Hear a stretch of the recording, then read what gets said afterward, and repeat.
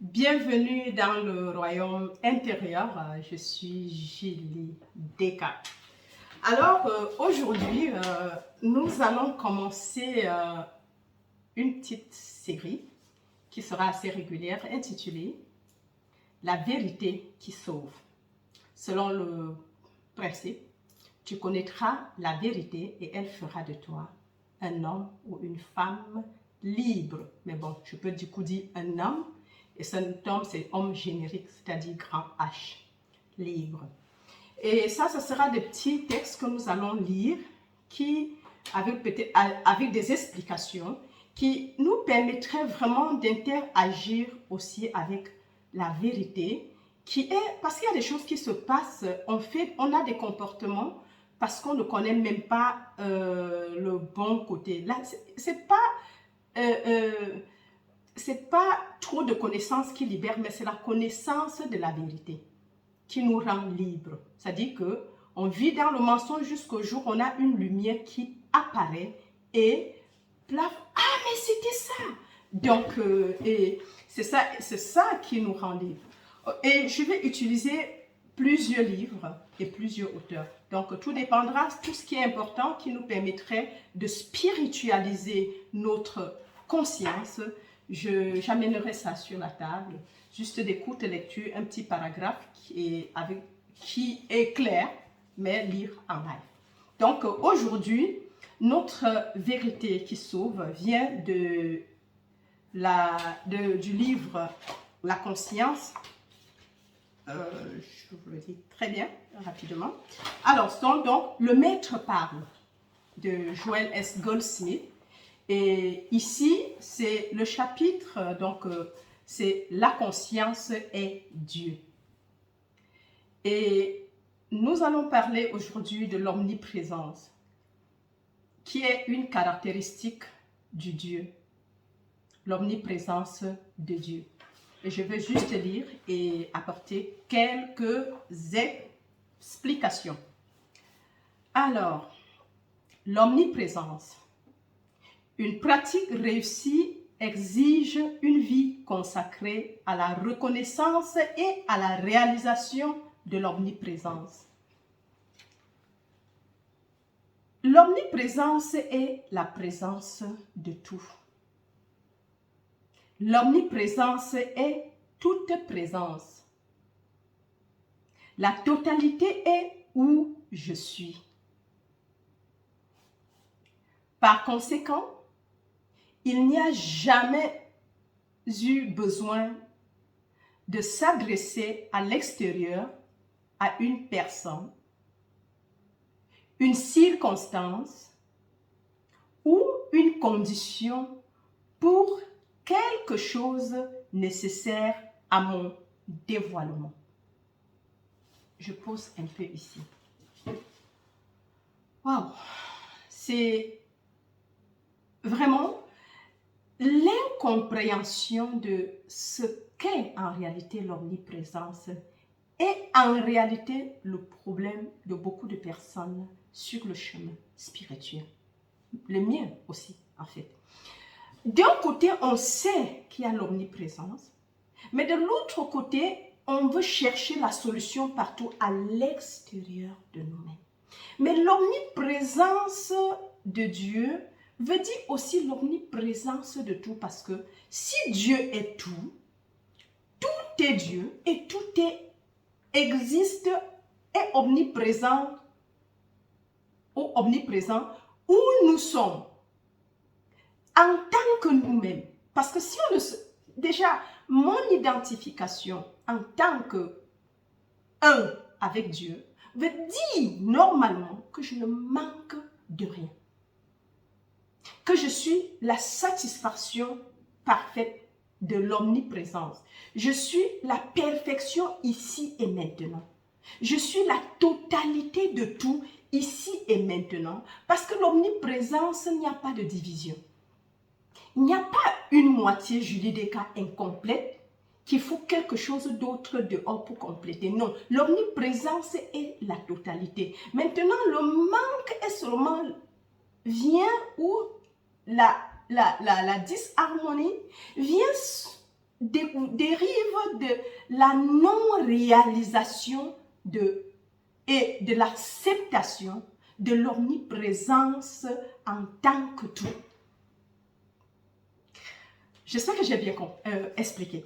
Parce qu'en fait, quand on commence à comprendre, en fait, la vie devient plus facile, la paix arrive, la gaieté arrive, rien ne nous il n'y a pas, on ne sort pas vraiment, ne nous énerve en fait. Ou bien, oui, quand on devient présent, conscient, et ça doit s'apprendre petit à petit, parce que si on ne sait même pas ce que c'est, bien sûr qu'on n'arrivera pas à cela. L'omniprésence veut dire, si Dieu est omniprésent, ça veut dire et si Dieu est tout, ça veut dire que tout existe, est omniprésent où je suis. Ce dont j'aurais besoin pour mon dévoilement sur ce chemin est omniprésent. Dieu ne crée pas à moitié. Et comme lui, il est lui-même il est le créateur et la créature. Vous voyez que donc si je me représente en tant que créateur et créature, donc je n'aurai pas de soucis. Mais la peur est ce que nous recevons de l'extérieur comme, comment je vais dire, comme information en fait. Comment nous avons été formatés. C'est ça qui crée le manque. C'est ça qui est notre souci en vérité. Par exemple. Et ça, c'est assez important parce que Dieu étant esprit, et esprit veut dire invisible, impalpable par les sens, tout existe de manière spirituelle et esprit et incorporelle. Nous voulons voir avant d'accepter, c'est ça le danger dans la manifestation. Et sur ce chemin, nous voulons palper avec nos sens. Et c'est là où il y a un petit souci. Je continue alors. Donc, tout ce que Dieu est, je le suis. Dans cette présence, dans la présence même de je suis, il y a l'accomplissement de tout ce que Dieu est. Dieu s'accomplit dans toute sa plénitude, dans toute son intégralité et sa totalité, comme la présence même que je suis. Waouh! Nous voyons, en fait, c'est ça l'omniprésence. C'est-à-dire qu'il n'y a pas moi séparé de Dieu. Et dans ce moi, la totalité de l'omniprésence de Dieu en tant que moi, c'est dans une complétude totale. Il n'y a pas de manque, il n'y a jamais eu de manque. C'est notre sens de séparation qui nous fait croire qu'en tant qu'humain, on manque quelque chose. Mais en réalité, l'omniprésence de Dieu en tant que moi, en tant que tout ce que je peux palper, Dieu est omniprésent et c'est une infinité de cette chose. Donc, Julie Descartes n'est pas fini. Dieu ne saurait être fini. Et il ne saurait jamais se présenter dans quelque chose de fini. Julie Descartes, que vous regardez, est infini parce que c'est juste une émanation de l'infinitude de l'omniprésence de Dieu.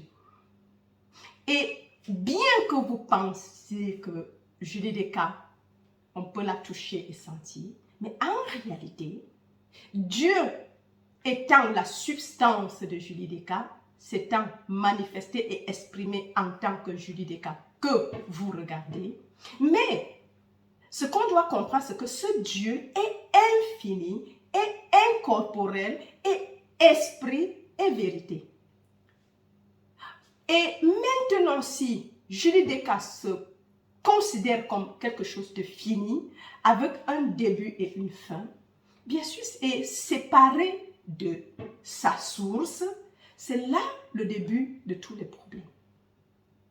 On s'identifie par rapport à une famille, à un père, une mère, et on a des enfants. Non. Il n'y a que Dieu qui est l'unique réalité et qui est la cause de toutes choses et qui se manifeste éternellement en tant que Julie Descartes et toute autre chose que je peux observer et voir, même si j'utilise les sens pour les voir. Je dois constamment être consciente de la réalité. Pas des choses telles qu'elles se présentent, mais des choses telles qu'elles sont réellement. C'est ça l'omniprésence en fait. C'est ce que nous devons comprendre et cultiver cela constamment. Spiritualiser notre conscience. Vivre, commencer à penser à partir de la 4e dimension que nous ne voyons pas. Savoir que nous sommes des êtres spirituels. Savoir que ce corps est en fait incorporel, esprit et vérité. Parce que sa source est la conscience. La conscience est la source même de mon corps. C'est la substance de mon corps. Or, la conscience qui est esprit, qui est spirituel, qui est incorporel, ne saurait donc se manifester en quelque chose et qui est infini, ne pourrait pas se manifester en quelque chose de fini et de corporel. Non. Donc, Julie Descartes, la forme que vous observez est infinie, est incorporelle, esprit et vérité. Et ce qui est valable pour moi est valable pour tout ce que je peux voir tout autour de moi. Si je regarde et je perçois, oh, comme c'est un livre, peut-être que c'est incorporel, c'est corporel, c'est un livre, c'est une matière. Non, c'est esprit en fait. Peu importe la forme qui se présente à nos yeux, nous devons plutôt regarder cette chose à travers la vérité, la réalité de la chose, et non ce qu'on nous a appris à regarder et à observer et à, comment on dit, nommer en fait. Alors, donc, je continue. Dans cette appréhension de l'omniprésence, il n'y a aucun besoin de craindre soit l'homme, soit la circonstance, puisque la protection totale du Père accompagne cette omniprésence. Oui.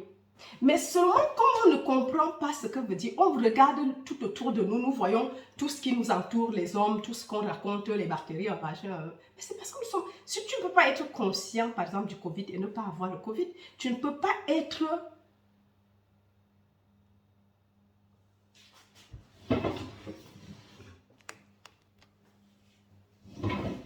Voilà.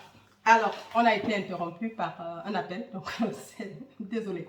Alors, je disais donc que, en fait, nous regardons ce qui nous entoure et nous partons de là que nous ne voyons, peut-être je suis dans une pièce qui est complètement fermée et je vois la vie par rapport à ça. Mais on dit non, il ne faut pas juger par l'apparence. Nous devons juger que cette pièce, elle est infinie. Les murs ne devraient pas être, et les murs même sont esprits. Donc tout ce que nous pouvons sur cette terre toucher et palper a pour substance est le produit de la conscience. Et tout ce que j'ai, ce bit, semble être un seul et fini. Mais en réalité, si je le considère du point de vue spirituel, ce que j'ai en main est infini, incorporel, spirituel, esprit et vie, ce que je tiens, et est infini, en fait. Il y a une infinité de ça, parce que, mais c'est ma conscience de la chose finie qui rend cela fini dans mon monde. Mais en réalité, si nous percevons d'une manière spirituelle, à partir de l'omniprésence de Dieu, qui est tout ce que nous pouvons pouvoir toucher, goûter et sentir, nous saurons que tout existe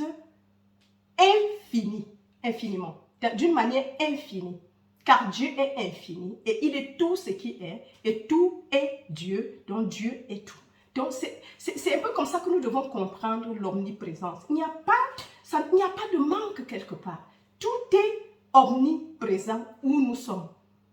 Et maintenant, si nous restons un peu dans le silence, dans cette optique que tout est omniprésent, même la santé, même le corps se régénère en fait. Le corps, parce qu'il est infini et que nous avons appris qu'il a un début et une fin et que quelque part ça se décompose, bien sûr c'est ce que nous avons. Mais nous avons commencé à comprendre que de nos jours, les gens restent de plus en plus jeunes et avec la spiritualité qui est maintenant presque partout, nous commençons à comprendre, les gens sont beaucoup plus ouverts à la spiritualité. Avant, quand c'était l'église constitutionnelle, les gens étaient limités par tout ce qu'on enseignait. Mais aujourd'hui, avec la spiritualité, les gens commencent à comprendre qui ils sont vraiment.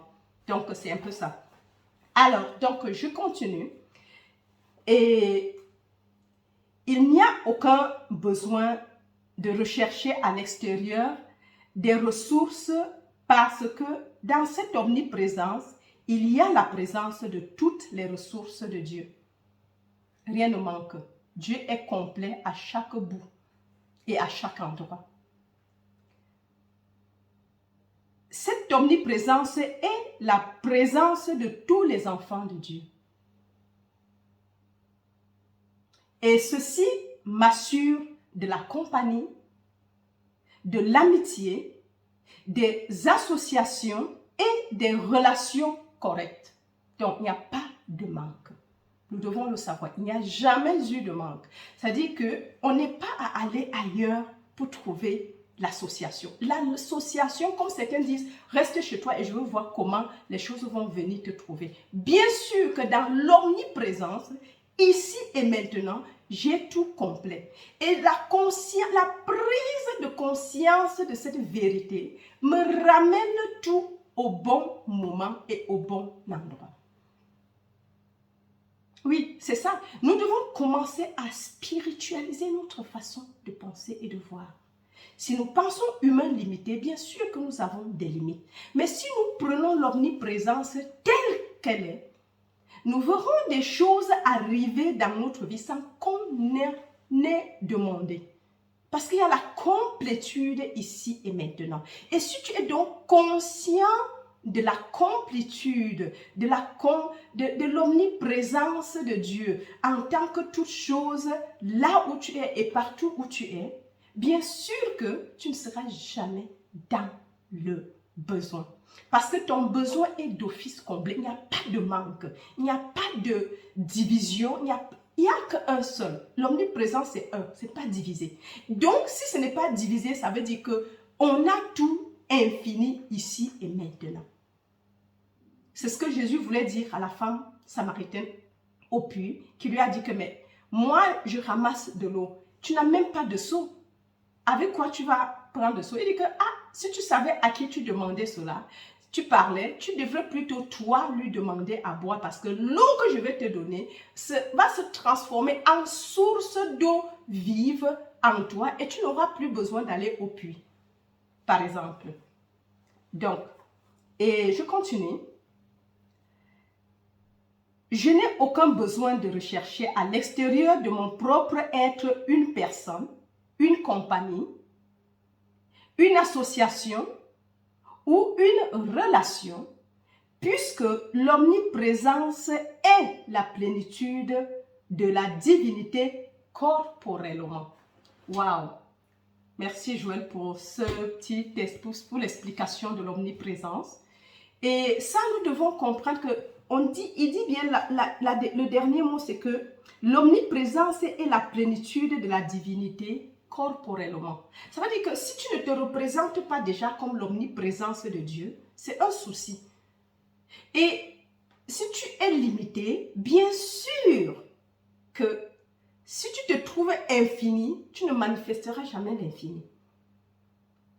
C'est encore ça que c'est difficile encore pour beaucoup de comprendre que leur je suis est Dieu et que dans la relation de l'omniprésence, il ne peut pas avoir Dieu et toi. Il y a Dieu en tant que toi manifesté. Et là où Dieu est manifesté, il ne se manifeste pas en morceaux. Il ne peut pas se manifester en tant que fini. L'infini ne saurait être fini. Donc, il se manifeste en réalité en tant qu'infini de toi, de moi et de tout ce que nous voyons tout autour de nous. C'est tellement important de prendre conscience de l'omniprésence de Dieu en tant que nous manifestés que d'être consciente du manque.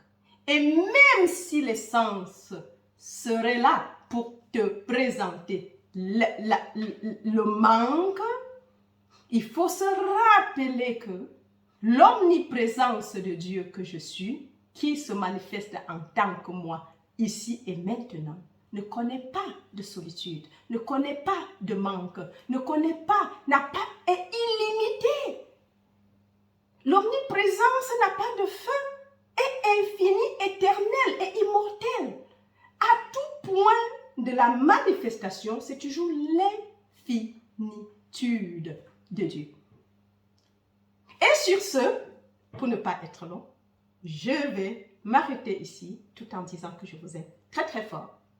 Likez les vidéos pour m'encourager, laissez des commentaires et voilà, donc c'était Julie Deka et jusqu'à la prochaine mes amis, bye bye. C'était La Vérité qui rend libre numéro 1. Allez, bye bye.